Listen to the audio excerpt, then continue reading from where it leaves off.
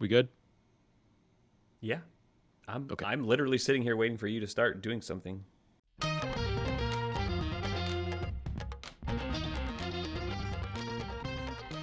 Welcome into another D3 Datacast. Long time no see. I'm It's Zach Snyder, joined by Matt Snyder. How you doing since the It's been about 2 hours since we talked last. about 2 hours since we recorded the last episode, but I'm happy to talk NCAA tournament with you, Zach. That's why we're here. So before we move on to the tournament, Matt, we have a top 25 ballot to talk about. We get one more top 25 poll heading into the NCAA tournament. We have this whole tournament that's going to finally figure everything out for us. So I don't know that anyone actually really cares about this top 25 poll, but we do have one. Let's talk about the ballot that you submitted. Yes, I submitted this on Monday morning to the fine folks at D3hoops.com. So just to quickly read down the list, number one, I have Hampton Sydney. They won the ODAC tournament. ODAC is a strong league. They look good. I've had them number one for a long time now, I think, Zach. Number two, I kept Randolph-Macon, even though they stumbled in the semifinals. I think they were without one of their top scorers, but even still, that's a tough game. That's a tough league, and I think they've done enough for me to stay, right up there with the top teams in the country. Trinity, Connecticut, number three. Then I went John Carroll, 4. Fifth, Keene State. Number 6, UW-Platteville. Number 7, Case Western Reserve. Number 8, Guilford. Number 9, NYU. 10, Trinity of Texas. 11, Cal Lutheran. 12, Widener. Number 13, I had Oswego State. 14, I had Calvin. 15, Trine. 16, Elmhurst. 17, Catholic. 18, Williams. 19, Loris. 20, Hope, jumping into my ballot after winning the MIAA tournament. Number 21, Illinois Wesleyan. 22, Wash U. 23, Christopher Newport. 24, St. Joseph, Connecticut. And 25, Mount Union. About the only thing of interest to me, Matt, in terms of top 25 heading into the tournament here is anytime we have a top 25 team that's left out of the field here on your ballot, if I'm correct, we have 2, Illinois Wesleyan and Mount Union. We'll see how that turns out in terms of the actual, compiled top 25. I believe we had 2 top 25 teams in the poll heading into last year's tournament that were not in the field, if I'm correct. Maybe it was 3. It was at least 2. So yeah, very interesting to see. Thank you so much, Matt, as your ballots have been a lot of fun to track and talk about. Look forward to your final one. But as we said, no one cares about top 25, Matt. We have a tournament to talk about. We gave our initial bracket reactions right after the bracket reveal earlier. Now we've fired up the D3 Datacast computer. We've got all of the numbers here for the first round matchups. We got them grouped by quadrant, but we'll talk through each pod, starting here, Matt, with Hampton Sydney, who we believe to be the number 1 overall team heading into the tournament. They draw La Roche, champions of the AMCC, both in terms of the regular season and the conference tournament there. And their reward is the top-seeded Hampton Sydney Tigers. Matt, sometimes we talk about the NCAA criteria. The NCAA resume doesn't always line up perfectly to give an indication of the overall team strength. That's not a problem here with Hampton Sydney. We talk about them having probably the top resume. It appears that the committee has treated them as the top team heading into the tournament. And just in terms of the adjusted efficiency margin, these are the computer efficiency ratings that we've tracked all season long at D3Datacast.com. They're the number 1 team there. And you see they do it on the strength of their offense, the number 2 in terms of offensive efficiency, number 3 overall in terms of adjusted defensive efficiency. Matt, they do it at both ends of the court at a super high level. No surprise to see Hampton Sydney number 1. Yeah, usually if you're like a number 1 team in the country or a team in that mix, right, you're really good on both sides of the court. Hampton Sydney is definitely that. As you can see, their adjusted offensive and defensive numbers are both in the top 5, both in the top 3. So they're great. But yeah, we're shifting gears here, Zach. We had our episode earlier today, Bracket Reactions, where I was talking about seeding from an NCAA criteria standpoint. This is the time of the year where I really have to shift back into a mindset of efficiency ratings. I've been so heavily focused on like the regional rankings and the Pool C picture that in the month of February, I almost lose sight of the efficiency ratings. I still do my top 25 poll, so I'm still looking at Massey ratings and efficiency ratings. But it gives a different picture. They're trying to do 2 different things. So our computer ratings here are really trying to capture from like a relatively purely predictive standpoint who are the best teams and what's each team's relative quality. No surprise to see Hampton Sydney that does well in both of those two things, the NCAA type criteria and in like a computer ratings or a top 25 type of thing. They're a really good team. But yeah, we're really in this episode, we're going to focus on these computer ratings, these computer matchups, how the computer sees these teams, and how from like a win percentage standpoint, how that looks. So hopefully what this can do is give a little context to each matchup. So maybe we can identify where some of the, when we see a result, we can look back here and say, okay, was that an upset, or how big of an upset it was? We show kind of a approximate seeding there on the left side, but as we talked about in the initial bracket reaction episode, the seeding's kind of wonky, just the way that the D3 bracket works in general. And also, as we discussed in that episode, there are just some problems or, not maybe sticking to a straight seeding, line like we might expect, or could have been balanced a little bit better in terms of how we could have seen the seeding. So yeah, this will be very interesting. This is a good place to start here, Matt, with Hampton Sydney. As we talked about, one of the best adjusted efficiency offensive teams, and in terms of adjusted efficiency on the defensive end. Just let's start. We might have some newer viewers heading into tournament time who aren't as familiar with efficiency ratings, like some of our viewers hopefully are by this point, who've been with us through the whole season. Matt, why don't you just give a little bit of an explanation as to what some of these numbers are on the screen before we dive a little bit more into them? Yeah, so my efficiency ratings, they're kind of loosely trying to mirror the Ken Pomeroy Ken Pom ratings for Division I basketball. I've tried to do a similar thing for Division III basketball here. And it's based on points scored and points allowed per possession, and actually normalize that to per 100 possessions for each team. So you can see the first column there to the right of the win-loss record is what I call adjusted efficiency margin. So that's the difference between how many points a team tends to allow and how many points they tend to score per 100 possessions. And then the adjusted part of that is taking into account who you've played, the quality of your opponents. So for Hampton Sydney, they tend to outscore an average team by 35 points every 100 possessions. You see La Roche, they tend to get outscored by about 1 point per 100 possessions against like a theoretical average team in Division III. And then you look at the next column over, the adjusted offensive rating. That's, again, how many points you will score per 100 possessions against an average team. The adjusted defensive rating, how many points you will allow on average per 100 possessions against an average Division III team. And then the tempo column is a little bit just for fun in this kind of context, but that's how fast you typically play. In how many possessions you would get per game. Do you have a deliberate offense? Do you try to run the court? Or you play like a Grinnell type system where you're happy to shoot a quick three? Is your defense so smothering that the other team gets shot clock violations or trying to chuck up late clock shots? So these things kind of all factor into the efficiency margins. And then from there, I can calculate a predicted score and then kind of like a percentage chance of victory for each team. So that's what we're going to talk about here. And you can see this matchup is kind of a mismatch. A 99% chance for Hampton Sydney, only a 1% chance for La Roche. So it'd be a very, very big mismatch. And then the computer line is saying kind of like Hampton Sydney by 27 points in this matchup here.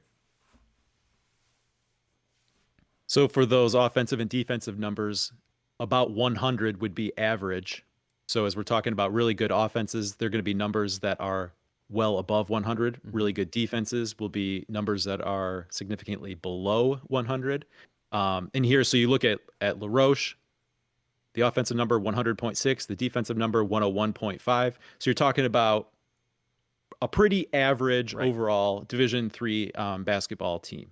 Yep. And we're talking about NCAA tournament, so everyone's good. La Roche here, Hampton Sydney, the top overall seed. La Roche, one of the bottom overall seeds. But we're still talking about all the teams are essentially average or better in the tournament. So we're going to talk about a lot of good teams and a lot of even matchups as we move on.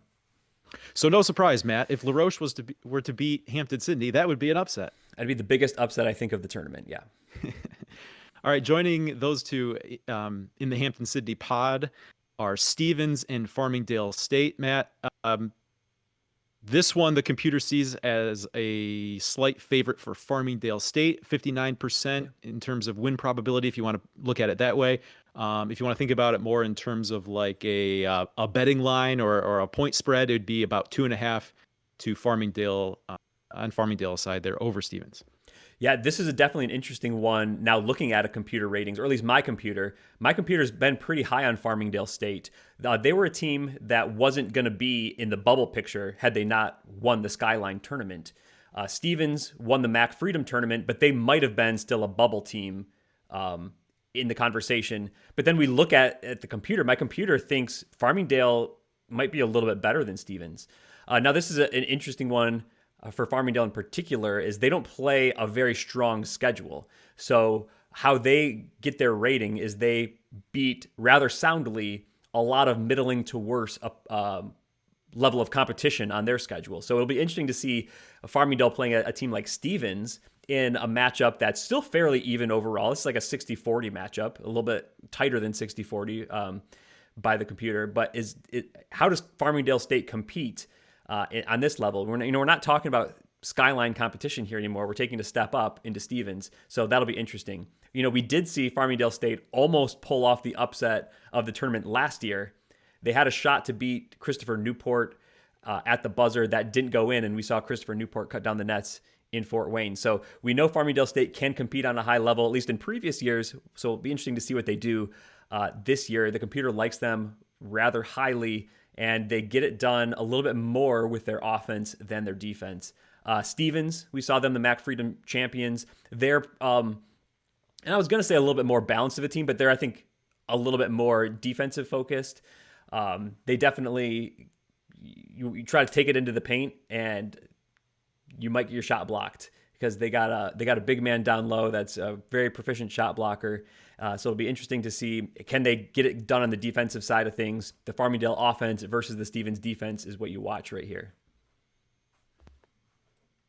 And then in another episode we have, Matt, following up, we'll take the zoomed out view to look at maybe who's the favorite or what are the odds of each team coming out of this pod and then advancing beyond. Right now, taking a look just at the matchups we know, digging into those first round matchups. So moving on to games to be played at Catholic, we have Rowan taking on Carnegie Mellon. Matt, the computer sees this as like a 70-30 game in Rowan's favor, with Rowan being a 6-point favorite overall. Really fascinated to see this matchup. Carnegie Mellon, the computers are so on, I think, from a tournament standpoint, being kind of number 69 overall in efficiency margin. But I've watched them in UAA play. I feel like every Sunday afternoon I have a Carnegie Mellon game on in the background somewhere, and they're always right in there. We've seen them beat good teams, NYU and Case. I think they won 3 out of 4 against those two teams. So I expect them to be right in this game.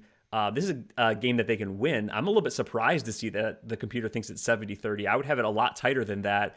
And that's definitely a matchup I want to see is Rowan and Carnegie Mellon. Rowan, on the other hand, is a team that is definitely offensive focused. They can score in bunches, and their defense isn't bad, but you can definitely put up points on them. So just how does this go? NJAC versus UAA, that's kind of fun. Is definitely one of the matchups I'm interested in seeing, and I think, spoiler alert, we might pick against this one for our pick slate. Yeah, we'll have more to talk about this game because it is very interesting. Matt, one of the things I always think about with Rowan is a faster pace. So anytime you see a matchup with Rowan, it's an opportunity where maybe we see a game of contrasting styles. But look at Carnegie Mellon, not a super fast team, but we're still talking about one of the top 100 paces in Division III. So if, this isn't like forcing a team maybe into a faster pace than they want to play because they're going up against Rowan. This is probably two teams that are going to be comfortable with a faster pace. Yeah, that'll be interesting to see too. All right, as we mentioned, this pod is at Catholic. Catholic gets Worcester State in their first round meeting. Matt, definitely a more of a offensive team for Catholic. Heavy favorites here against Worcester State, 94% in terms of win probability from the computer, 17-point favorites on a point spread. Yeah, definitely another game. Almost anytime we see a host site against in their matchup, it's going to be a pretty big mismatch. Catholic here, a 94% chance to win. I think this would be a big upset if Worcester State can pull it off. I think it's definitely in the realm of possibilities, but it's not something we would necessarily expect. Like you said, I think Catholic is a little bit more offensive focused than defense. Again, everyone's good in the tournament, so they are good on both ends of the floor. Interestingly enough, I think Worcester State is, I think, only really averagey on their own offensive side of things. So if Catholic ends up putting a bunch of points together, I don't know that Worcester State can really match them kind of basket for basket going down end of the second half. All right, getting to the bottom half of this quadrant, out at Cal Lu, St. Thomas against Claremont Mudd Scripps. Matt, this is a really interesting matchup because if you look in terms of overall efficiency margin, these teams are about dead Yeah. even. The computer gives a slight edge maybe to Claremont Mudd Scripps, 51% to 49%. But, if we're talking point spread with like under half a point, because as we see, it's basically a pick'em game. In terms of the shape of each team, St. Thomas a little more defensive, Claremont Mudd Scripps a little bit more offensive, but almost identical in terms of their ranks, just flipped between offense and defense. Yeah, just first off, I think you're absolutely correct. This whole pod has a very evenly matched pod. This might have be a candidate for the most evenly matched pod in the entire tournament field. And this first round matchup, I think, is a great one. St. Thomas, Texas against Claremont Mudd Scripps. It's almost even across the board, but just like you said, that flip there, almost offensive defense of the ability of Claremont Mudd Scripps offense versus a little bit better St. Thomas, Texas defense. Almost a dead even 50-50 matchup. I think as far as must-watch games on opening night, I'm assuming this one's going to be later on, being in California, but you're going to have to stay up late and watch this one. Well, I guess it's probably the first game out in California, so Right. It won't be too late, but definitely one to watch. It's going to be a great game. And whoever wins, I think, is going to have a chance the next night against the host. Usually you figure the host is indeed the favorite to win 2 games. But this is going to be a challenge here, whoever gets through this one. We just saw Claremont Mudd Scripps be able to beat Cal Lutheran in the SCIAC tournament. So going to be a difficult matchup, whoever gets through. I don't even really want to predict that St. Thomas versus Claremont Mudd Scripps matchup because it's too close to call.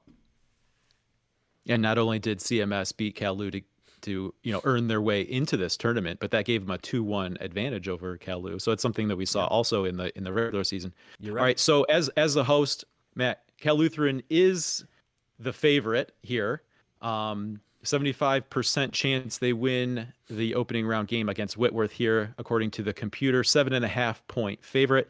You look at the overall offensive and defensive ranks, and Whitworth's 233 there in terms of their defensive efficiency rank is, kind of stands out. We talk about how even maybe this pod is. That's the one number that maybe stands out to the negative. But then you go over to the offensive side, and their offensive rank is the best in the group. So maybe there is enough there to overcome it. I think clear underdog here to Cal Lu, but enough to make it interesting. Yeah, Whitworth, I think the last 2 years has not been really the top 25 kind of nationally dominant Whitworth team that we had been used to seeing maybe. But they're still a good team. They're still a top 100 team by these efficiency ratings overall. I think a top 100 team being going up against a host, I think is going to be pretty rare to see when we look at all of the quadrants here. So a tough draw for Cal Lu. Whitworth, I think it's about as good of a matchup as they want, or as they could have gotten, I think. On the other hand, I think the computer's been a little bit low on Cal Lutheran for most of the year. The top 25 voters, the human voters, have liked Cal Lutheran in the top 20 and in the top 15, some of them in the top 10 at times this year. The computers, for whatever reason, have not been that high on them. Probably, I think in the non-conference, maybe the SCIAC didn't quite perform as we thought they would going into the season. That might be kind of taking the whole conference's rating down a little bit. They've played some tough games. Cal Lu won a bunch of those games in conference. Got some good wins, yeah. Really good wins. They did drop 1 or 2, though. So I think even though this is a pretty good matchup for Whitworth, being a top 100 team, I think the computer's a little bit too low on Cal Lutheran, though. So if I was maybe picking this game, and I don't think this was on our slate, but I might, 7.5 is a big line, but I might go a little bit more heavy toward Cal Lutheran than the computer is at this time.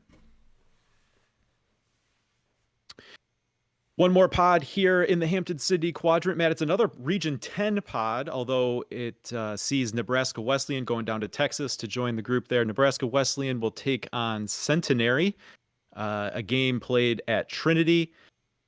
Nebraska Wesleyan runner-up in the American Rivers Conference tournament. They are seen by the computer as a 72-28 favorite with a line of 6.5.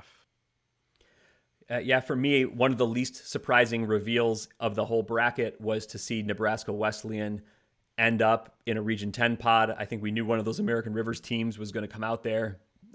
Nebraska Wesleyan being in Lincoln, Nebraska is the most difficult to deal with geographically. So I kind of knew that they were going to end up in a Region 10 pod. Here we see them there. The matchup with Centenary is going to be difficult. We just saw them run through a pretty difficult SCAC tournament. And they took care of business there. I think they've been playing well recently. Watching a bunch of those games too over the weekend, they look good. They look like a team that can beat anyone.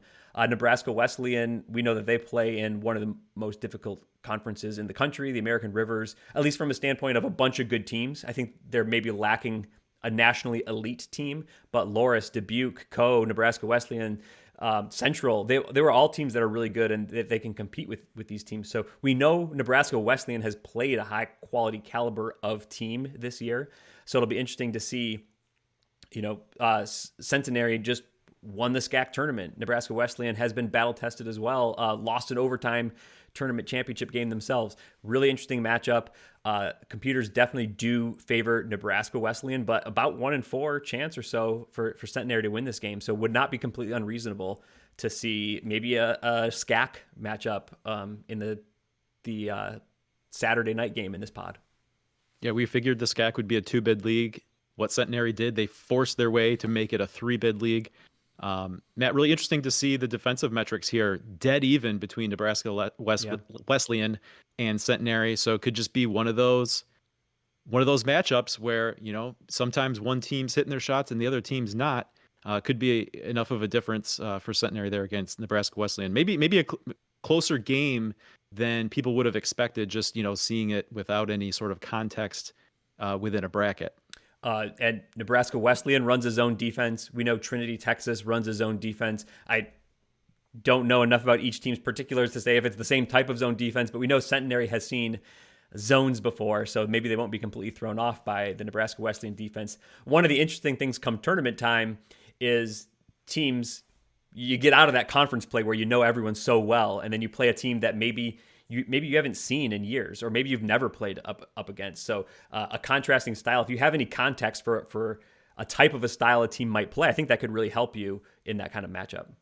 Absolutely. All right, host Trinity, Matt, is taking on Texas Dallas. A strong favorite here, 88% win probability from the computer for Trinity overall. Yeah, you just cut out a little bit there, but I'm going to keep rolling as if you were completely intelligible there, Zach. But yes, once Texas Dallas won the ASC tournament, we kind of knew that they were going to be the only ASC team in. Had to bust them into the SCAC pod here, so that's how things roll up. A little bit, again, because of the Region 10 geography, probably a little bit more of a difficult matchup than Trinity, Texas would have liked. This is a losable game, but I think they still should be solid favorites. Big efficiency margin advantage, Trinity, Texas being one of the top 15 teams in the country. Texas, Dallas being just on the outside of the top 100 there. Again, really interesting kind of offense versus defense dynamic. Both the offenses are relatively even, but Trinity's got a big defensive advantage where Texas, Dallas has only been kind of average there. So I would expect the Trinity defense to be able to hold Texas, Dallas down and then, outscore them on the other end. We'll see if that's what happens or not, but this is, I'm going to say this like 1,000 times, but definitely an interesting matchup to watch here. Anything can happen at tournament time. Yeah. Jumping to the Widener quadrant, where Widener is the top seed in this quarter of the bracket. They get the surprise conference tournament champion out of the Commonwealth Coast Conference, Roger Williams. And not surprising, like we saw with the other number 1 seed, Hampton Sydney, Widener is an overwhelming favorite in round 1. The computer gives them a 98% chance to beat Roger Williams. with a line of 22.5. Yeah, like you said, it's surprising to see Roger Williams get through the Commonwealth Coast Conference tournament. I think were they the 6th seed in that tournament? I think that might have been correct.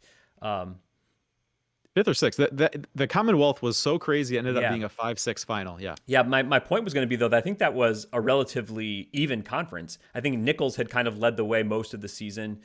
Western New England was in the mix as well, but that's a good conference overall. You see Roger Williams here sitting at a 14-4 record, dead even. They're still kind of like a plus 0.9 efficiency margin, so they're an average to like a tick above average even at 14-14 here. So Roger Williams was no slouch. Unfortunately, they're going up against Widener, who's a really good team. The computers really love them. They got a top 4 overall seed here. The computer thinks they're at their number 6 overall, so it's going to be a really tough matchup. Yeah, 98-2. I don't think it's a surprise to see kind of a number 1 overall seed being an overwhelming favorite like that. Maybe Roger Williams, in my mind, a little bit stereotypically of the Commonwealth Coast. Really good offense, not a ton of defense, though, there. I think Widener can put up a bunch of points in this game. 22.5 point favorite. So we'll see if Roger Williams will be able to score enough, but I expect a lot of offense here between Widener and Roger Williams. And both teams played about 75 possessions, so one of the faster games, but very even in terms of the tempo that these teams typically play at. Yep. The other game at Widener, Matt, will be the defending champion Christopher Newport Captains taking on Hobart.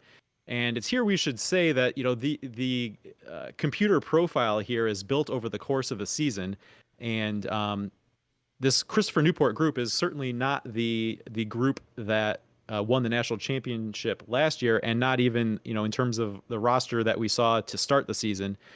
So take that a little mental accounting that the profile of Christopher Newport built over the course of the season may or may not line up well with this group that's rolling into the tournament. Yeah, and Christopher Newport may be the most interesting case of a team going into the tournament. Like you said, we don't really know what they are even yet or who they are. A lot of interesting things going on there. There are at least 2 players that I'm aware of that played significant minutes, started games for Christopher Newport at some point in the year, who are no longer on the roster. They've had a lot of injuries right from the beginning. They had players injured out of the lineup.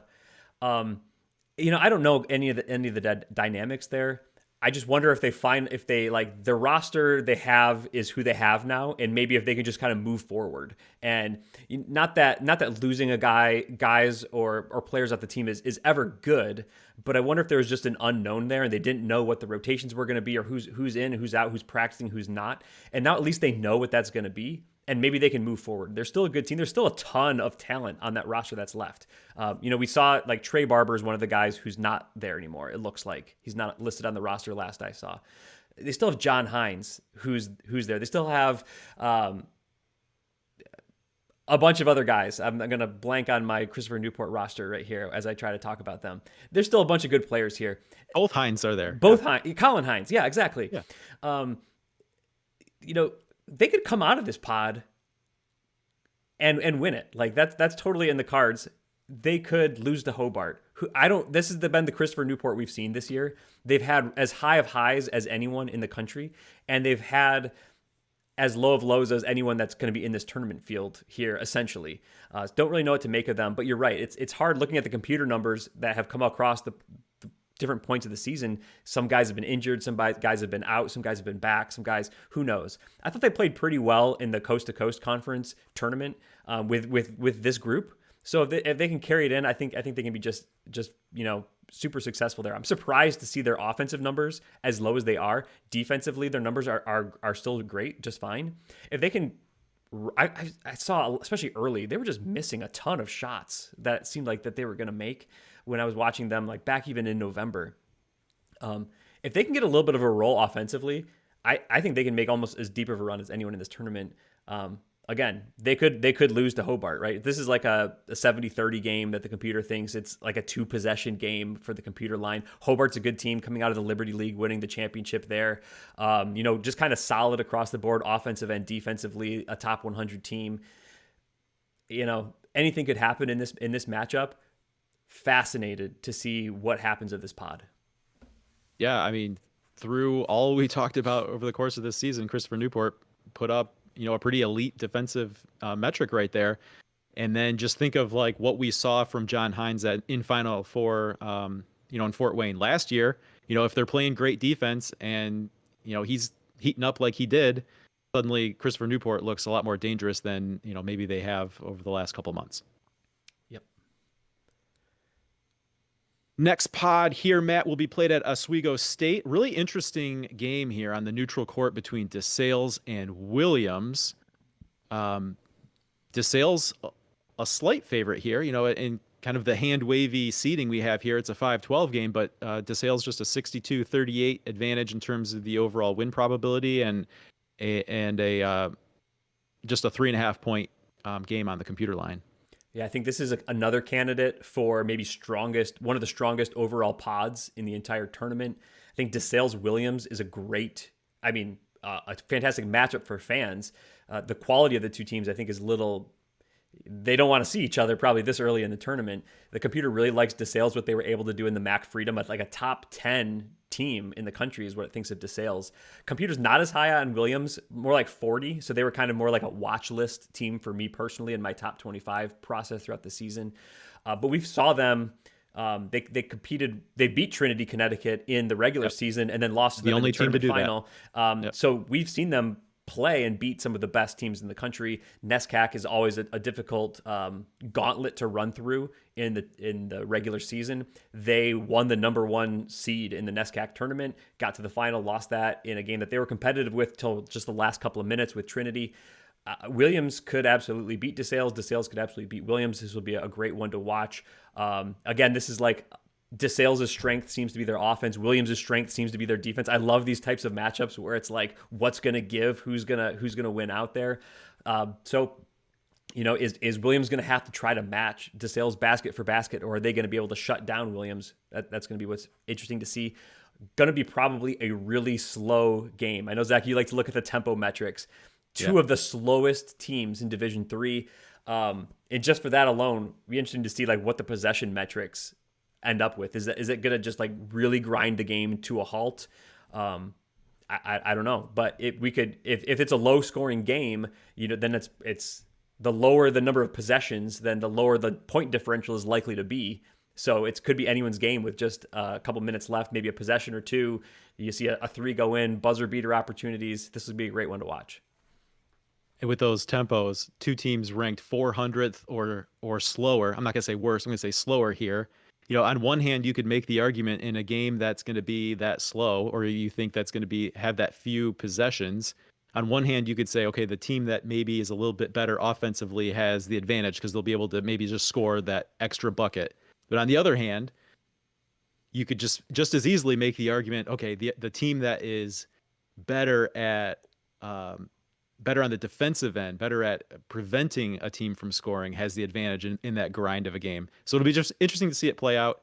I don't know that there's a right or wrong side on that to come down, and I don't know that necessarily the outcome of this game will prove it, but definitely an intriguing matchup to watch.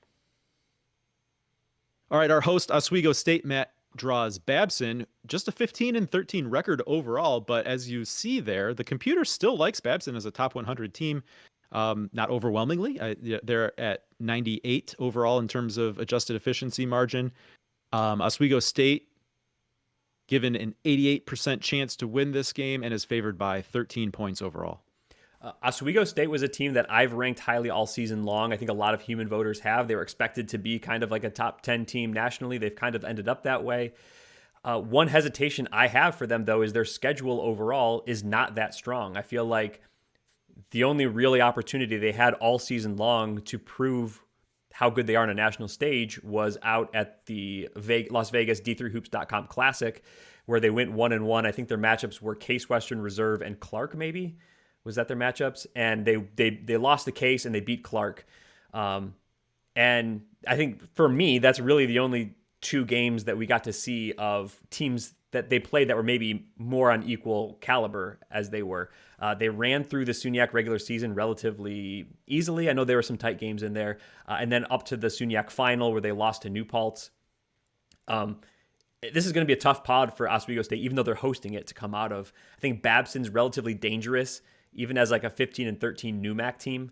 Babson, I was really intrigued by some of their early season results. Then they went through this middle phase. I think it was maybe they had some injuries going on and they didn't really have their team line up and roster the way they wanted it. And they just had some really head scratching, confusing results. And then now the last week or two, they've been great. They looked awesome in the NEWMAC tournament against I think they played against Clark in the final there, and they just handled them pretty well. And that was a really good win for Babson. I think if they're playing their best basketball right now, they could be an interesting matchup for Oswego State.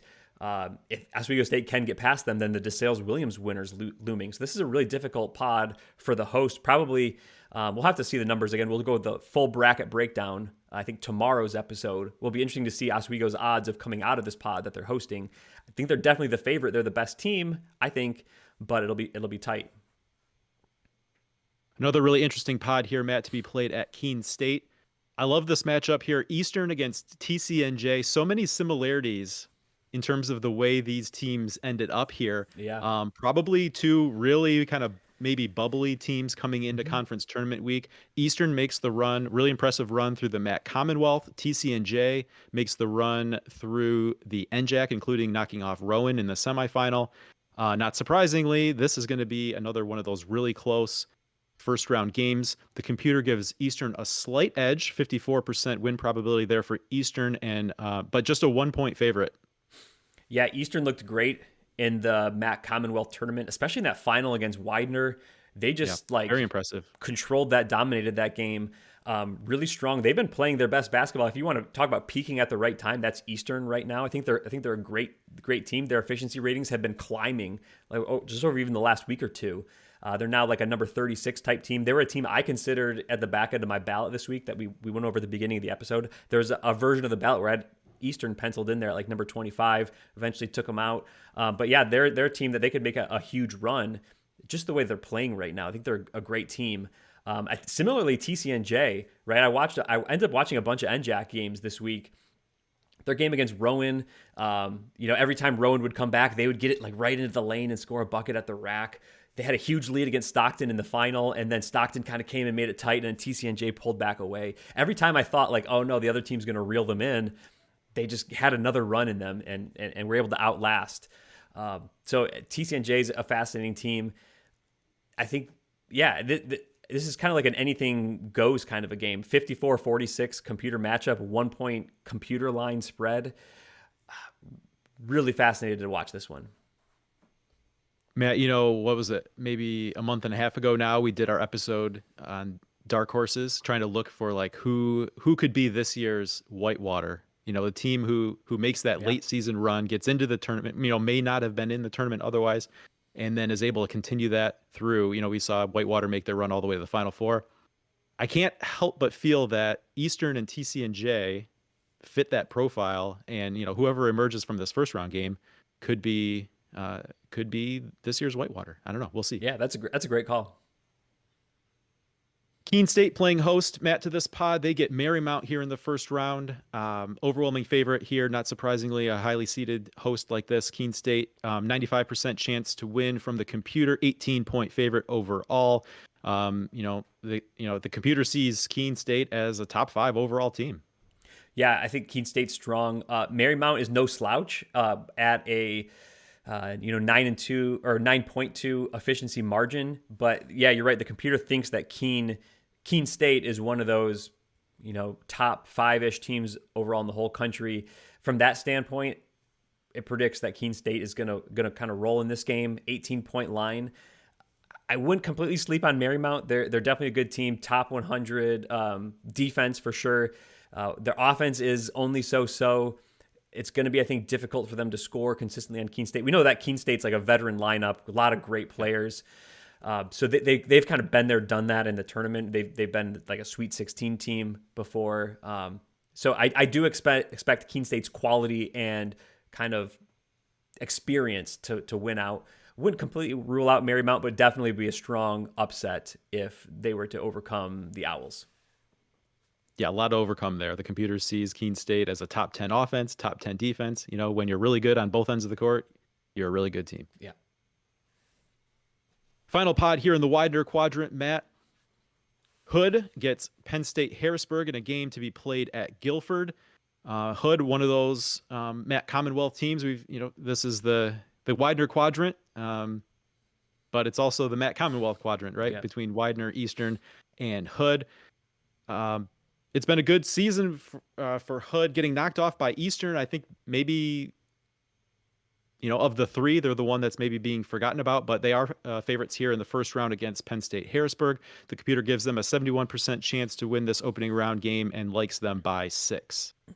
Yeah, a really fascinating matchup. We saw Hood play and win some very big games during the regular season. We did not see Penn State Harrisburg do that as much. They had one of the lower strength of schedules. We saw them not really being able to get into the regional rankings there in region, 4, I believe.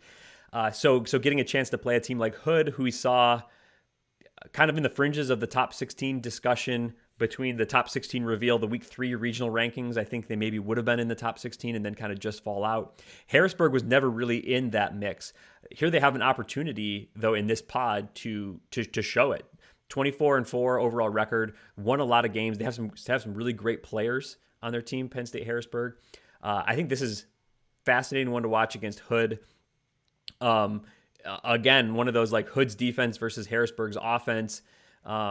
Kind of a mismatch there. It looks like is Penn State Harrisburg going to put up enough points to be able to, overcome Hood, or if that's even the way that it ends up. Hood plays a little bit faster than Harrisburg does. What's the kind of the tempo thing going to be? Definitely a very interesting one. I love on most of these games the neutral site game is just always so good in the tournament here. The home team will be Guilford. Matt, they draw Barry. This is really interesting because in terms of hosts, who they draw, Barry by the computer is definitely the strongest team here. The computer likes Barry as the number 41 overall team in all of Division III. And this is a matchup we saw coming in terms of, you put the 500-mile rule in play, and of the hosts that we were counting on, Guilford's about the only place Barry could drive to. So this was like lock in stone as you're making or projecting a bracket. Putting Barry at Guilford made a ton of sense. And then if you're looking at in terms of like the profiles, that was going to be a first round matchup. This wasn't going to be, Barry wasn't going to be slotted in as like a pod 3. Maybe a case where we talk about there can be differences between the NCAA resume, the profile, and then how other metrics may value a team. This is a case where, Guilford's getting a much tougher game than maybe they bargained for. Yeah, definitely a case. Barry, because of their strength of schedule number, they were never going to be in the mix for the Region 6 regional rankings for at-large bids. But they're a strong team. They're a team I had maybe high hope. I think I voted them maybe in my preseason top 25. And then their early season results were not, I'm just going to say they were not good at all. And then, Zach, you and I watched them, at least on the live stream, in late December. They played in a tournament or just a classic at Trine. They played Trine and Calvin. They lost both of those games, but they were competitive in both of those games. We've seen Trine and Calvin in the top 25 most of the season. Barry then went on to handle the SAA rather handily, won the SAA tournament there.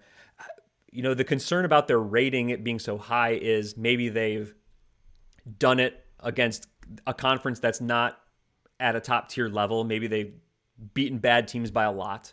So maybe my efficiency ratings, the way I run them, is a little bit higher on Barry than maybe the Massey ratings is, where it really values evenly matched team games. But I think Barry's good. Barry's not as good in my mind as Guilford, but this could be a round 1 upset here. If you want to like pick kind of that like 215 upset here, I would go Barry over Guilford. Not that I expect it to happen, but it's the type of game. Barry's going to be good enough to compete in this game, and Barry's going to be able to score some points on the Guilford defense. So and I don't think Guilford's a slow team. They're not going to look to push it and score fast. So if this is a slow paced game, if Barry stays close, again, it's going to be a game we could find it's only a couple of possessions in the last couple of minutes. And in those types of games, anything can happen. Again, I would pick Guilford here, but this is ripe for NCAA tournament upset the way I'm looking at it. You mentioned the games that Barry played in Angola, Trine. Matt. Yeah, at Trine. They followed that up with a game they probably should have beaten Christopher Newport Yeah. in. Just that, I think that next week or even just like a few days later. So they've been right there competitive with some of the best teams in the country, just haven't gotten over that hump to get the win. Yeah. But right, they followed up really close games with some really good teams by pretty well dominating the SAA. So it'll be very interesting to see. Matt, I don't know if we put this as an official D3 Datacast upset watch because we know with great power comes great responsibility. But this is, as you mentioned before, That's one. Yeah. this is one to watch. Yep. All right, Matt, halfway through the bracket here, moving on to the Case Western Reserve Quadrant. The Pool A team out of the UAA. Matt, they draw Mary Baldwin in the first round. Maybe not as overwhelming favorites as some of the other ones we've seen. 90% still win probability by the computer, 14-point favorite overall. Case Western Reserve, when you're talking about their profile or shape as a team, definitely, the computer sees them as the number one offense in all the land. But the defensive efficiency number is not great. Yeah, Case is going to be able to score on anyone, and they've let a lot of teams score on them. Be interesting to see how that goes in the NCAA tournament here. This is though the profile largely that Wabash carried to the Final Four just 2 years ago. So you can have a deep run even if you're not super defensively sound. You also wonder if some of these games, can a team lock it down if they really need to turn it on? I don't know if that's the case with Case or not, but I always kind of wonder with a team that's definitely that good. But that's the reason why the computer doesn't see them, only sees them as maybe number 18 overall. They have the number one offense. It's just the defense is not what you'd expect from a top quality, top caliber team. So it knocks them down, to that number 18 mark. Expect them to be able to handle Mary Baldwin rather handily. Again, if Case's struggles on the defensive end, that's where Mary Baldwin has struggled as well. I mean, Mary Baldwin's offensive end, so going up against Case's defense. So it might not really hurt Case all that well or all that much.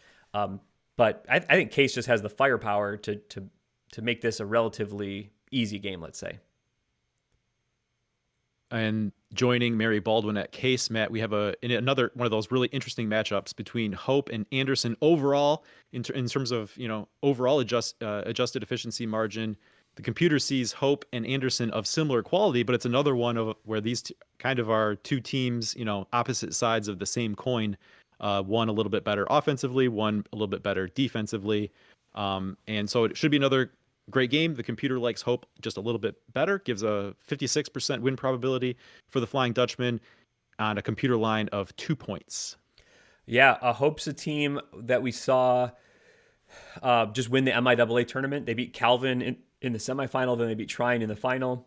If you look at how they played against those two other top MIAA teams in the season, they split with Calvin in the regular season, lost 2 to Trine, and then beat them both. I think so that makes it like 3-3 against the other top teams. They're kind of right up there with those. As I just mentioned, Trine and Calvin have been nationally ranked most of the season. I think Hope is like playing right now up with those teams. We just saw them beat those teams. I don't think Case is super happy to see either Hope or Anderson in their pod with them. Anderson has ran through the HCAC fairly strongly. They got the 1 seed. They won the tournament. They're a team that the NCAA criteria, again, did not like, but the computers think that there's some good quality here, especially on the offensive end. Anderson's not going to be an easy out either for Hope or potentially Case.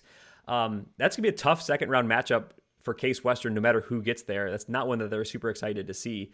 I don't expect Hope to maybe win a close game here against Anderson, but I think that's going to be a good one. I think that Anderson's a sneaky opponent, and I think the committee almost like lucked into a good 8-9 matchup here with Hope and Anderson, even though by the criteria, I think Anderson is what I would say overseeded here at kind of like a 9 zone. Yeah, you talk about Case Western Reserve being a top seed here in this quadrant. That sets up a pretty difficult, maybe the most difficult potential second round game, no matter which way it goes, compared to some of the other top seeds. Second pod here in this quadrant, Matt, is at Platteville, where to start the day, Loris will take on Gustavus Adolphus. Loris has been part of that pack in the American Rivers that has been, leading the way. The computer really likes them, 14th overall, gives them a 74% chance to beat Gustavus Adolphus here and likes them by 7 overall. Loris was a team I didn't know what to make of in the non-conference. Just looking, I had followed, the NCAA SOS criteria or numbers, and they had a really low non-conference strength of schedule. But then when they got into ARC play, they did as well as anyone. We saw them win the ARC tournament there. Loris has done a lot of work, in my eyes, to improve their quality in the last 3 weeks or through February. They had built up to that point, and then they really took care of business in their conference. Really were increasing their seeding. I think they're a difficult team. I think they're as good as anyone, kind of in the I'll call the Midwest area, kind of taking somewhat region 7, 8, 9 together. I think Loris, no one really wants to see play Loris. They should be decent favorites against Gustavus, and then a potential matchup with UW Platteville I think would be fascinating. Now, I want to bring this up, Matt, to talk about our friends in the American Rivers Conference, because we're going to be getting into a little bit of a run on the American Rivers here. And I want to say that I'm not super sold on the conference overall. And I don't want to be throwing around terms like fraud or smoke and mirrors, but I feel like there's a certain element that while we've valued these teams as really good teams all season, I feel like there's a little bit in play here where the conference did really well against low competition out of conference. Like, you could take that whole top group in the American Rivers, and really the only non-conference wins that I could kind of point to is Dubuque has a win over Whitworth in Hawaii, and help me, there's one more, I think. Like, Dubuque had 2 wins that were fairly notable, and that was like it for non-conference wins for the entire conference. When you look at all of these top American Rivers teams, it's like, what are their big wins? It's all against each other. So I just want to say that there's an element of I don't know, and I'm looking forward to finding out. And maybe with Loris playing Gustavus Adolphus, we're not going to find that out right away. But if these teams can get through their first round game, we're going to get a lot of interesting second round games. And some, I think, some good first round games too. But it will be very interesting to see what we maybe are talking about the American Rivers heading into the second weekend. Yeah, is that a fair way to say it? Like, I don't want to be accusatory or anything, but I just feel like to have 4 teams in the tournament, but not have a lot that I can point to in terms of outside achievement that isn't within their own circle here. They're good because they beat each other, and they beat each other because they're good. And right, I get that. There's a little bit of last year we saw a bunch of UAA teams into the tournament, and none of them got to the second weekend. And there's maybe that potential for the ARC here. I think UAA was a step above what the ARC is now. We could see 3 of these teams into the second weekend. We could see none of these teams into the second weekend. And none of them are the hosts, so they're all expected not to get to the second weekend. So I wouldn't say that that's a judgment against them if they don't get there. But yeah, I think that's in play of like, there wasn't, I don't want to say they didn't play anyone out of conference, but I think you're right that there was a lot of, we beat each other, so now we're good, but like, we got to prove it now. Right. And a lot of them had very good strength of schedules, but I don't think that was because they all played really good non-conference schedules. I think it's because they all brought a lot of wins in, and if you look at who those wins are over, it's not really an impressive list. Sure. Okay. Where are we? All right. Platteville. We're in Platteville. So let's talk about Platteville, Matt. They're taking on Bethany Lutheran, and I've already seen on social media, if we're talking upset watch, this is maybe one to watch. In terms of a host to have a tough game here in the first round. Wisconsin Platteville, by the D3 Datacast computer, is a 78% win probability and an 8.5 point favorite overall. Yeah, definitely one to watch. A little bit unfortunate seeding for both Platteville and Bethany Lutheran here. I think, by the NCAA criteria seeding, you would like to flip Gustavus Adolphus and Bethany Lutheran. Bethany Lutheran would be higher in the Region 9 regional rankings. These are all Region 9 teams. But I think Gustavus played Platteville. Platteville won a game in like November or December. And so they didn't want to have a rematch. So they flipped these games. But that gives Platteville a more difficult game, and it gives Bethany Lutheran a more difficult game than they deserve. And I guess that makes sense to avoid the matchup. Geographically, if you decided all the hosts you wanted to have, the only place you can put both Gustavus and Bethany Lutheran is at UW-Platteville. So they kind of had to go here. They wanted to avoid the rematch. I get that. It's probably just really unfortunate for Bethany Lutheran, especially. Putting them up against Loras maybe would have been a little bit more favorable on seeding. Overall quality of team-wise, maybe it doesn't make that much difference. But I think, yeah, you're right. I think we pointed at Barry Guilford. I think another place to look at is Platteville Bethany Lutheran. Bethany Lutheran's been a team last year that they played really well. I think they played where they lost to maybe Hope in the first round at UW Oshkosh last year. Here, now they have to play the host, UW Platteville. That's a good program. I think the UMAC has kind of quietly gotten stronger the last few years.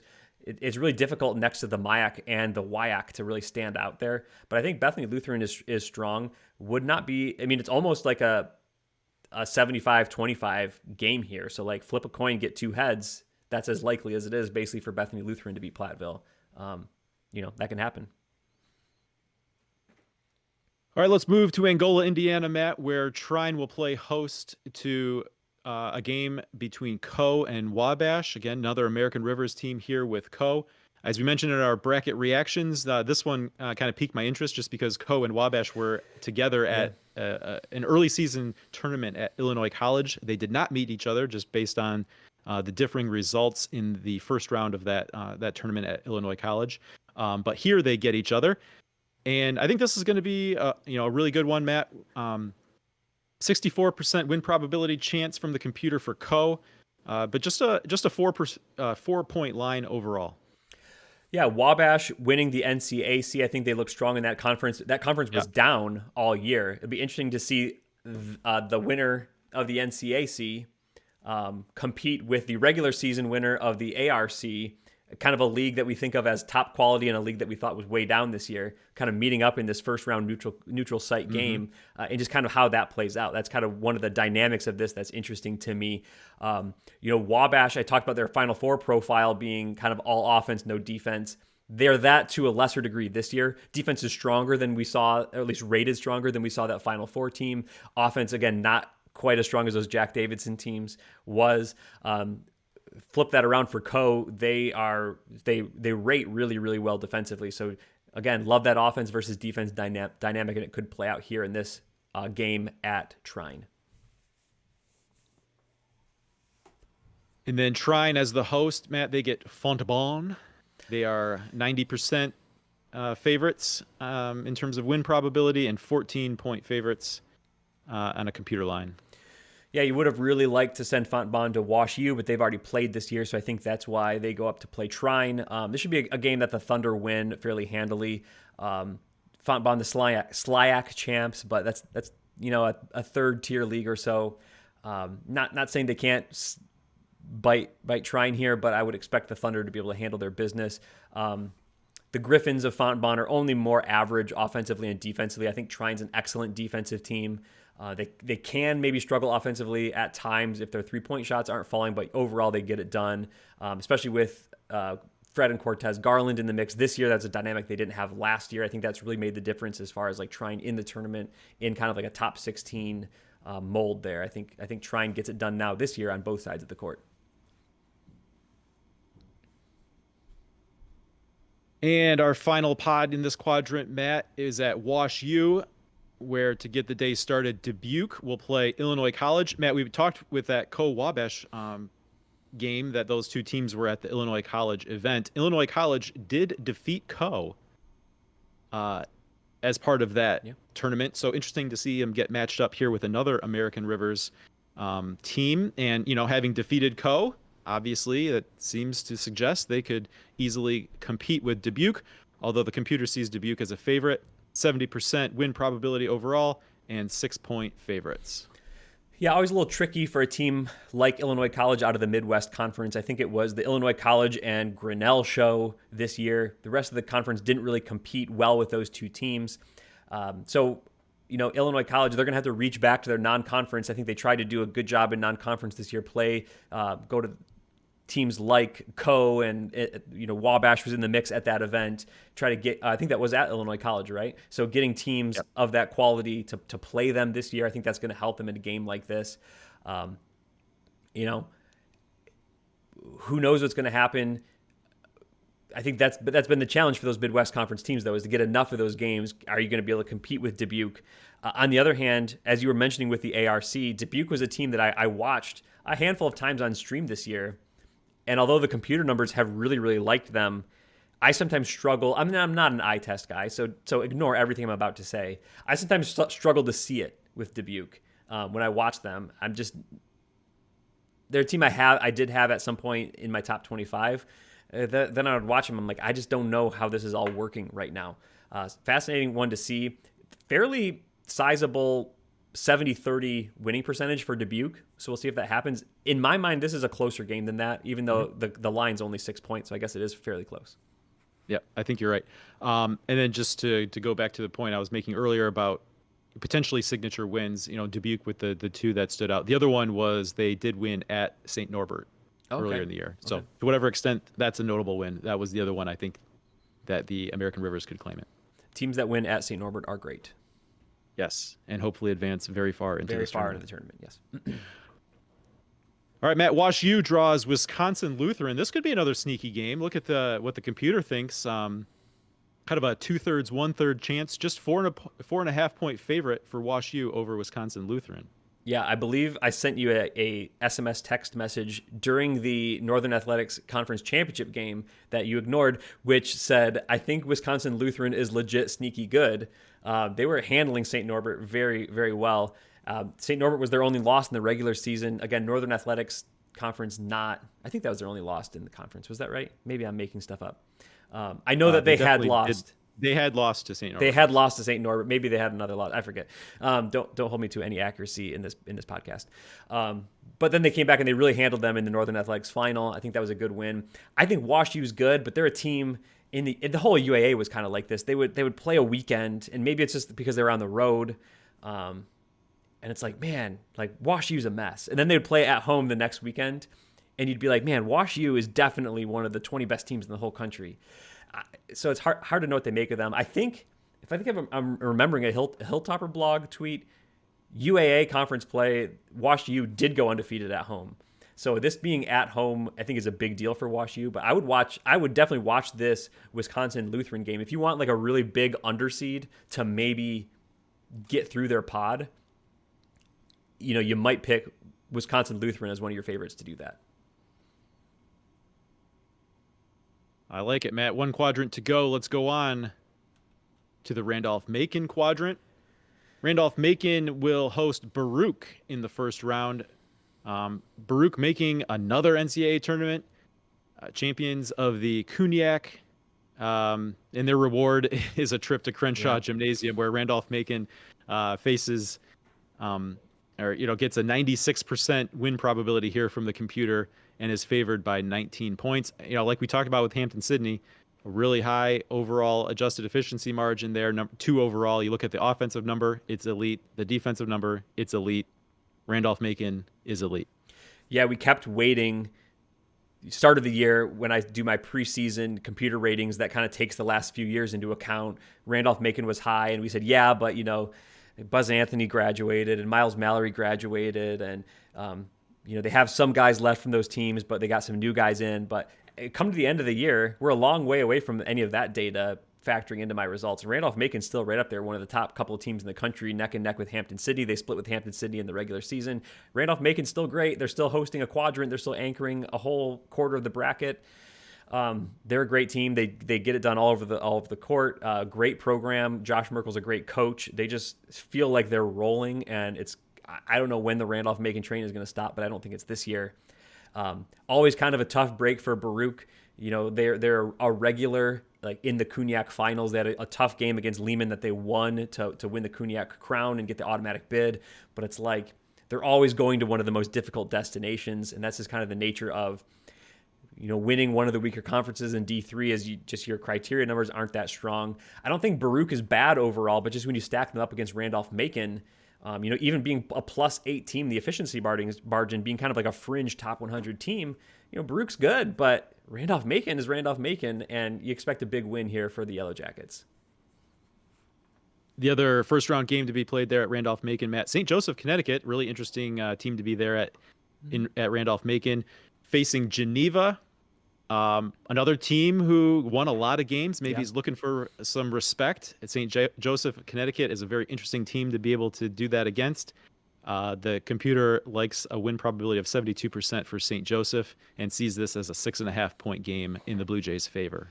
Yeah, St. Joseph's a program who the last couple of years they've scheduled out of conference. They weren't getting a lot of games in the GNAX. They were scheduling out of conference to build kind of their national profile, their national resume. Geneva's a team in the President's Conference. They tore through that league, but they don't really have, from if you look at like top 50, top 100 wins standpoint, they don't really have a ton of good games. Their games against St. Vincent were kind of like some of the best games they would be able to get in conference play. So getting matched up against St. Joseph, who's not the national powerhouse they were maybe last year, but it's still a really good program. I think that's a great matchup for Geneva. Like you said, an opportunity to prove it. I'm a little bit skeptical despite the 24-3 record because, again, I don't think that the schedule was that great. So we'll have to see what happens. I think they're still a good team, definitely a team that could win this game, but I think still a fairly significant favorite to me is St. Joseph. Our next pod here will be played at John Carroll. Matt, Calvin will be taking on Elmhurst. In a fairly even game here, Matt. Calvin, just a slight advantage in terms of adjusted efficiency margin. A little bit balanced overall, maybe, but pretty even. The computer sees it as a 45% advantage for Calvin. Just, like a 1.5 game here, Matt. Don't be surprised to see this come down to, the final minute, final possession. Really tight, even game, a great Sweet 16 matchup that we have here between Calvin and Elmhurst. This is a first round game. It's still a great matchup, a great NCAA tournament matchup. We did see these two teams play in the Sweet 16 2 years ago when Elmhurst was on their way to the Final Four. Two really good teams, CCIW conference tournament champ against a MIAA co-champion. Last year Calvin was kind of all defense and so-so offense. This year they've really evened that up. Elmhurst is a little bit more skewed toward the offensive side, but they're still good on both sides of the ball. This is going to be a great game. Computer likes it by less than a possession, 55-45. If I wasn't nervous out of my mind, I would have enjoyed watching this one. But we'll have to see what happens when I watch it. But I expect a good game. The reward for the winner is likely John Carroll, so it gets more difficult from there. I think this pod overall is probably under consideration for strongest kind of 4-team grouping that we have in the tournament. You're going to get a great Sweet 16 game and a great Elite 8 matchup, yep, all in the first all weekend. in the first weekend, yep. And then the winner gets Randolph-Macon out of that. So. Yeah. All right, Matt, you mentioned John Carroll. They are hosting Newport in the first round here. Pretty heavy favorite, 91% win probability for John Carroll, 15-point favorite. Yeah, I mean, we just joked about John Carroll advancing to the second round automatically, but SUNY Newport's just beat Oswego State on Oswego State's home court. That's a great win. So again, this isn't anything can happen type of a game. 91% favorite for John Carroll, but that feels about right. I think even the Oswego State game was probably like a 90-10 game that the 10 maybe hit. SUNY Newport was great, especially down the stretch end of that game. They overcame a big deficit. We saw John Carroll have a huge lead against Mount Union, and then Mount Union climb all the way back against them in the OAC final. That's kind of what Newport did to Oswego State, and then Oswego State won that game. We've seen John Carroll get big leads, give up the big leads at some point. I don't know if they took out their foot off the gas or what. But John Carroll's a great team. Expect them to win. Don't just turn off this game though if one team gets up early. I think that's one to watch till the end. All right, earlier we got through all our American Rivers Conference teams. Matt, now it's time to get to our last ODAC team with Virginia Wesleyan. They got a neutral court game against Swarthmore.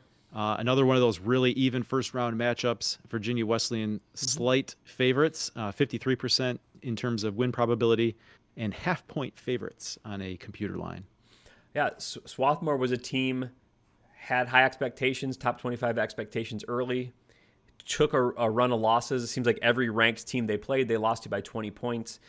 Then, and I thought their Centennial Conference results halfway through were only kind of like so. Second half of conference play into the conference tournament, Swarthmore looked great.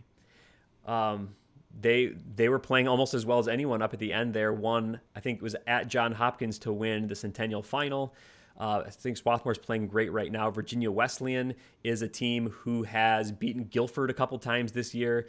They've been right up there with the best in the ODAC. They've shown that they can beat anyone in the country.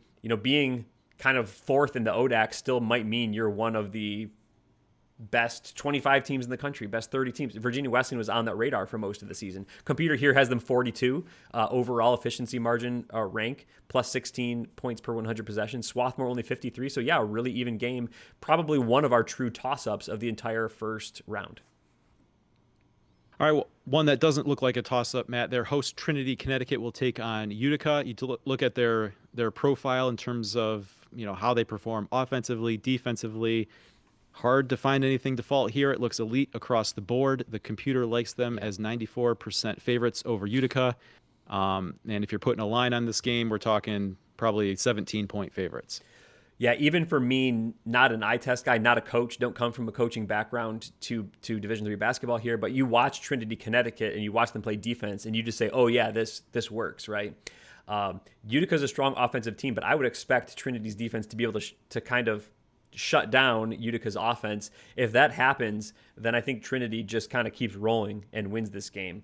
Again, I think pretty heavy favorites for Trinity, 94% from the computer, 17-point line. I kind of would expect that to be the case. This is one where anyone can win, of course. I see Trinity, though, as a really heavy favorite in this matchup. That's 15 pods down, 1 to go here, Matt. Playing at NYU will be Tufts, who at one time was looking like a pretty good bet to host a pod. They're on the road here at NYU. They'll take on Stockton on the neutral court to get things started. Tufts, a 4.5-point favorite, and the computer likes this as about a 2/3, 1/3 game.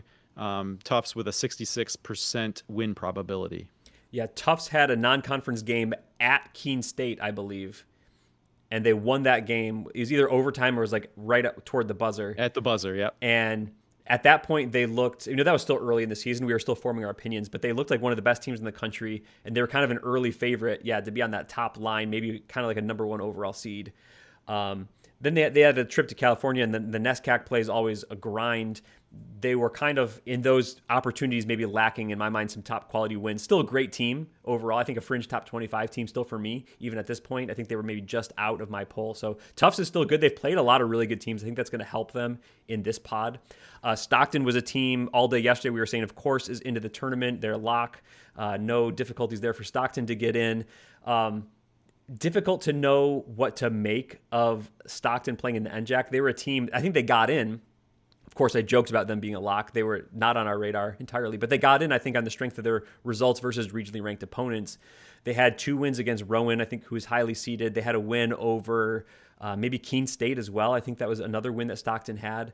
But they would also be a team that would just lose games to other pretty good NJAC teams, but not necessarily nationally elite teams. They have 10 losses on the year, and those aren't all elite wins. So Stockton is a team, as much as anyone can do this, they can beat sort of the top teams nationally, or if they have just a night where they're not clicking, they can lose to almost anyone nationally. So it'll be interesting. I think that'll make it tough for them to get deep into the tournament. On one hand, a highly variable team is pretty good in a tournament because you're going to have to play everyone that's good. So if you have a high ceiling, I think that's probably good. But you're going to run into a good team, and if you just have an off night, then maybe it just doesn't work for you. I still think Stockton is good overall. They're good enough to beat Tufts, but again, which Stockton are you going to get is always my question when I see them play. And finally, Matt, our 4th UAA team here with NYU. They will host Husson. NYU, kind of like a less extreme profile that we saw with Case Western Reserve. Really good offense, not quite as good defensively, but very good overall. The computer likes them as 13-point favorites over Husson with a win probability of 88%. Yeah, NYU's a team that they've been good all season. I've been fairly high on them all season. I just haven't always known what to make of them all season. They will win a great game, and then they'll lose a head scratcher at the buzzer. Even going back to the Swarthmore game, was that opening weekend maybe? Like they should have won that game, but they just let Swarthmore score like 6 or 7 points in the last 30 seconds or something. I feel like the last 30 seconds against NYU, you can just drive it right to the basket if you want and get a layup. But then they're just like, Friedman's going to also get into the lane and make a shot or make a three. And it's going to be a crazy ending. I do think NYU is good though. I think this is just a tough quadrant. So I was going to say that they have Final Four quality, and I think they do. And I think they'll handle Husson easily in the first round. But then past that, like NYU, that's any game that they could drop after that. Just be fascinating to see where they end up. Of course, they had a disappointment last year. I think it was Lancaster Bible knocked them off in the first round after some high expectations for NYU. Anyone who's returning from that team, which was a lot of players on their roster, they're going to want to have a better showing, I think, this year, especially on their home court, their new home court. So look for NYU to come out strong. Interesting first weekend for them, though. So that's a look at the first round. Matt, as you mentioned, we'll be back tomorrow with another episode, zooming out, taking a look at, we talked about, who's the most likely, what are the win probability odds to move beyond the first round. We'll do that kind of same look round by round to find out maybe who are our overall tournament, favorites or, favorites to reach the Sweet 16. We'll go take that whole look. Looking forward to that. But Matt, let's go on to our picks. Yeah, quickly zooming through our picks from last week, Zach. Central versus Dubuque. Central was 6-point underdogs, and I picked Central, you picked Dubuque, and that ended up being a 4-point game. Dubuque won, but I covered, so I get the point there. TCNJ at Rowan, plus 8.5. We just thought that line was too big, but TCNJ won that game outright. We both get the point there. Roanoke was 3-point favorites against Washington and Lee in the ODAC tournament. We both went with Roanoke, but Washington and Lee handled that game, won by 10. We both missed that one. Tufts and Trinity, Connecticut was a NESCAC semifinal, I believe. 8-point line we thought was too big, but Trinity ended up winning that game by 12, so we both missed that one. Fell for the okie doke again there with Trinity and Tufts. And our game of the week was Carnegie Mellon against Case Western Reserve. Carnegie Mellon was 9-point underdogs. We thought that game would be closer than that. We both thought that. We were correct. It was a 1-point game that Case won, a really tight finish. But Carnegie Mellon dropped the game, but covered the spread. So we both get the point. So reviewing, Zach, you were 2-3. I was 3-2. I pull within one additional point. You're 46-33-1 overall. I'm 43-36-1. So I got to make up 3 points during the tournament to catch you. We're in the opposite, shoes on the other foot from last year. All right, we'll go to this week's pick slate. I will run through them, then we'll make our picks. These are all first-round NCAA tournament games. Rowan, 6-point underdogs versus Carnegie Mellon. Virginia Wesleyan, 0.5-point underdog against Swarthmore. I think I said those both wrong. Rowan is 6-point favorite. Virginia Wesleyan is a 0.5-point favorite. Co is a 4-point favorite versus Wabash. St. Thomas is a pick'em versus Claremont Mudscripts. And then our D3 Datacast game of the week, first round game of the week, is DeSales being a 3.5-point favorite versus Williams. Zach, we'll go back up. Rowan against Carnegie Mellon. 6-point spread computer line in favor of Rowan. Who do you like? I like Carnegie Mellon. Matt, I don't think that Carnegie Mellon is going to feel out of place playing Rowan. We talked about that. I think they'll be okay playing the faster pace. Just in terms of overall team quality, nothing that Carnegie Mellon is going to be surprised by after playing a UAA schedule. I wouldn't be surprised to see them win outright. Give me the 6 points all day. Yeah, Zach, I'm going to go the same direction as you. I've seen a lot of Carnegie Mellon, just happen to watch them on Sunday afternoons a lot. Feels like all of their UAA games were close. They're not a stranger to playing other strong teams and keeping it close. I think they keep it within 2 possessions there and cover that line. Virginia Wesleyan, just a 0.5-point favorite against Swarthmore, Zach. Who do you like? I'm taking Swarthmore in this one. They've been playing very well. You mentioned it as we were going through our rundown earlier. There's a lot back, a lot of Final Four experience back from last year's squad. They're clearly making a run. I like the way they're playing. I'm going to carry that momentum through with my pick here. I think that's a solid pick, Zach, but I'm going to go the other direction. I'm going to go with the battle-tested ODAC team. They're no stranger to playing a team of Swarthmore's quality. We've seen them win some of these games. I think maybe Virginia Wesleyan covers that 0.5-point spread, which means they win outright. Our third game is Co. They're 4-point favorites against Wabash, neutral court game. Zach, your pick. I'm going to go with the Little Giants here, Matt. We talked about the NCAC all year being a little bit down, and no one was really emerging. I feel like over the last month, Wabash did emerge there in the NCAC. I like the way that they're maybe progressing into the tournament here. I mentioned some of my concerns with the American Rivers teams. I feel a little bit like the Carnegie Mellon here pick here that I wouldn't be surprised if Wabash wins outright. So give me the 4 points. Okay. I'm going to take Co. I'm going to believe in the arc. And I'm going to give the 4 points and say that Co can handle that. Their defense is going to be able to manage Wabash's offense to some degree. Give me Co. Our fourth game, St. Thomas in a pick'em against Claremont Mudscripts. Zach, this is a neutral court game, but it's in Southern California. St. Thomas is flying from Texas. Who do you have? I'm going to go with CMS. I'm not sure how much I care that they're staying a little bit more local. Maybe that does factor in. I think they're playing a little bit better right now. I'm more impressed with how they got here versus how St. Thomas got here. So in a pick'em game, just give me CMS. Yeah, I'm going to agree with you. I thought about this being a semi-local game for them, but St. Thomas, the bigger factor was St. Thomas, having to fly out to this game in a pick'em. Claremont Mudscripts, I'm going to take the team who just won their league championship on the floor that they're going to be playing on in this game. I think they're playing pretty well right now. I think they're a good team. They didn't really have the NCAA numbers, but I think they're playing well now. So give me Claremont Mudscripts to win the game. And then our game of the week, DeSales 3.5-point favorites versus Williams on the neutral floor. Who do you like? I'm going to go with Williams here, even though I don't think any result really would surprise me. But you're going to give me 3.5 points. I'll take it with the team that was the only team to beat a team like Trinity, Connecticut this year. So give me the Eves. Yeah, I'm going to go that direction as well. I think DeSales is obviously good by the computer. That's why they're the 3.5-point favorite. But I think Williams plays in the stronger league, a little bit more tested. I think they went toe-to-toe, relatively speaking, with Trinity. And I think that's going to position them well for this game against DeSales. So I will agree with you there. 2 picks differ. I have an opportunity to make some ground up this week. We'll see what happens. Mailbag. And that brings us to the mailbag. Matt, loyal listener Rob Hudson and great Patreon supporter of ours, asked us to address or talk about this tweet from our friend Bob Quillman. He sent this kind of leading into conference tournament time, I think.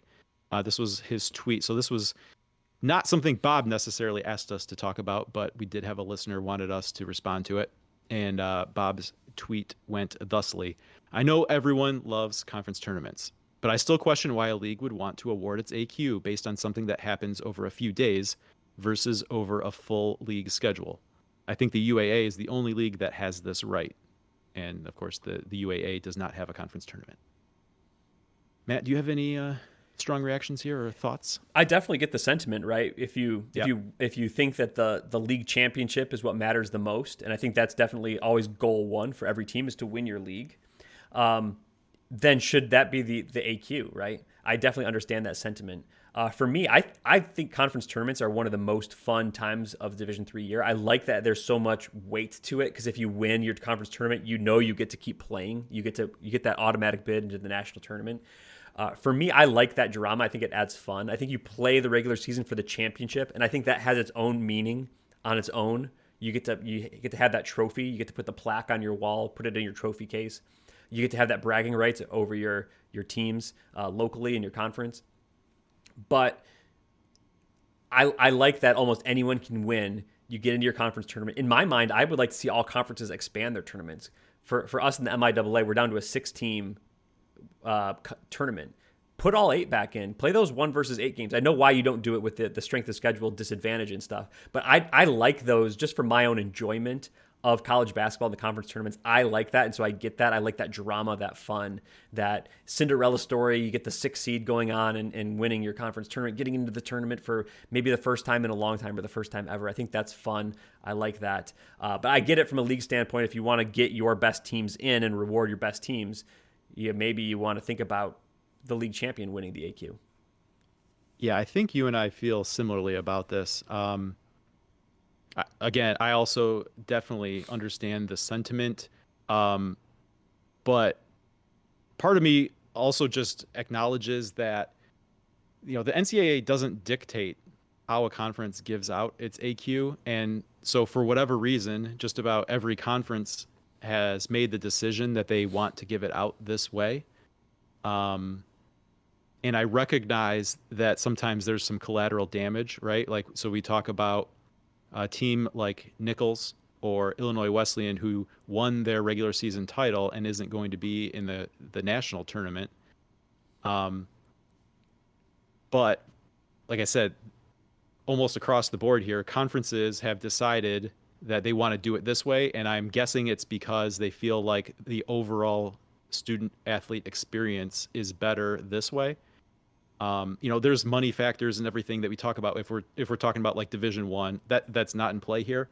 But I can see probably the decision has been made at the conference level and among the institutions who make up those conferences that it is better overall for the student athlete experience Yeah. for a wider pool of student athletes to be able to participate in a tournament atmosphere, tournament environment. We just went through the national bracket here.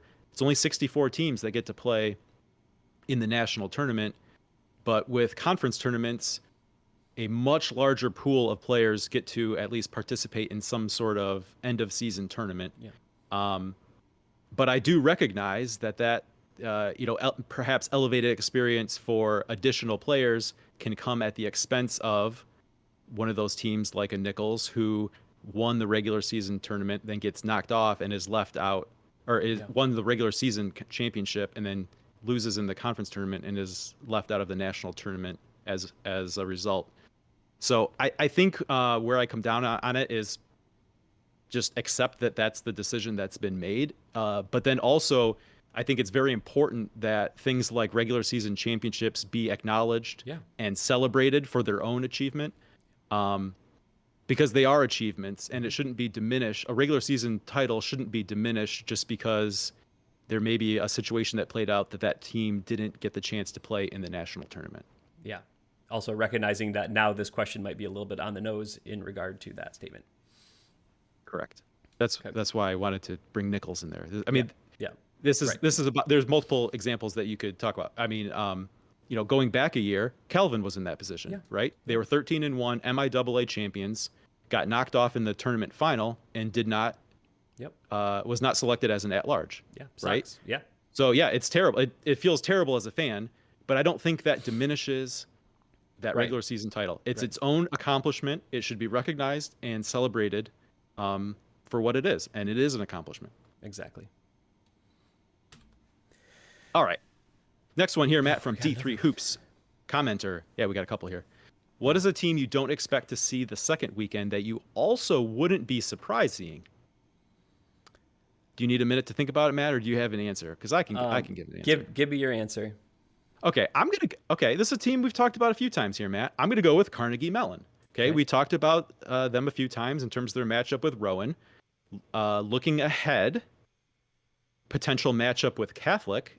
I see that very similarly to like a matchup with Rowan. Like a matchup with Catholic isn't going to be some kind of game that Carnegie Mellon hasn't seen already. Going through UAA play, I could see them beating Rowan. I could see them beating Catholic.